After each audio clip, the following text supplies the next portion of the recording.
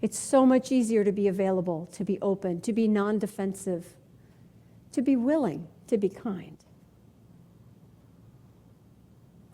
One more example of kindness. My friend lives in Arizona, outside of Tucson.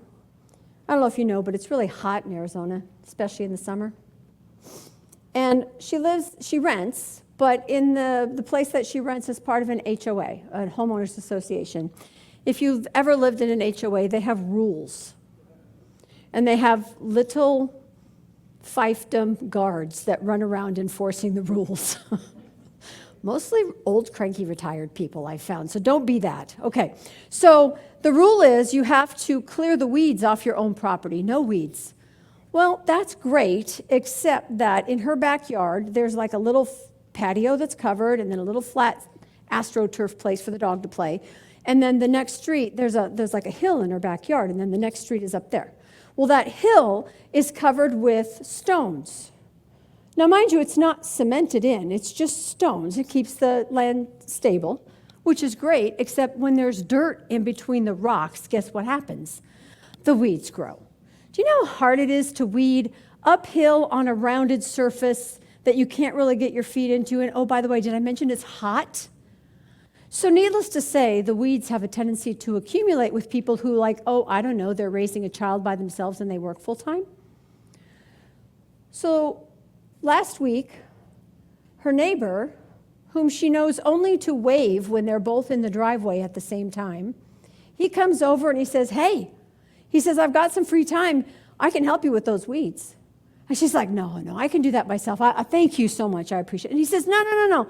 He says, I'm retired. I don't have anything to do. I got a little flamethrower thingy that'll help keep him from coming back. Let me come over. I'll help you with those. And he does. And so for several hours, they both work on, he takes the hill with the rocks and the stupid climbing thing and his blowtorch.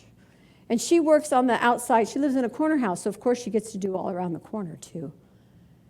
And though at the end, he gets ready to leave, and she's like, thank you. And she says, do you like ribs? I mean, are you a vegetarian or no, you like meat? And he's like, yeah, I like ribs. She says, okay, I'll bring you some ribs. Oh, no, you don't need to bring me dinner. Yes, I do. And she takes him dinner.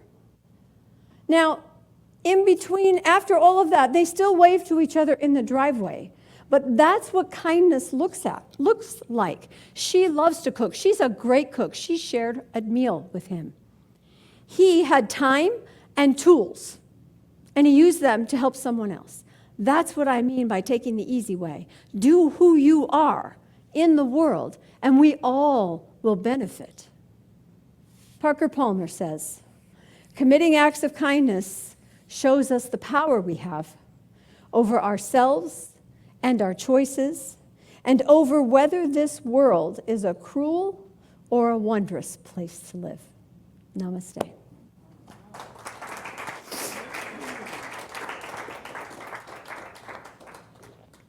Invite. It beats the heart of